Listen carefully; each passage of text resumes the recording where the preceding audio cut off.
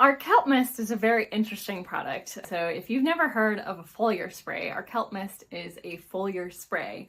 And so what that means is it gets sprayed on the leaves of your plants, and your leaves of your plants actually absorb nutrients differently than the roots. So your plant leaves are never going to absorb calcium, but they will absorb other nutrients, and it helps to green up leaves, it helps to strengthen them, it helps to give them that shot of nutrients every once in a while, so you don't have to feed them through their roots. This is really, really great for indoor plants. It's also good for outdoor plants. We do have a concentrated version where you can use it with a hose and sprayer for your garden. Again, you just spray it directly on plant leaves. Try not to do that in direct sunlight because those little droplets of water act as little magnifying lenses, and they'll burn the leaves if the sun is too intense on a little water droplet on your leaf.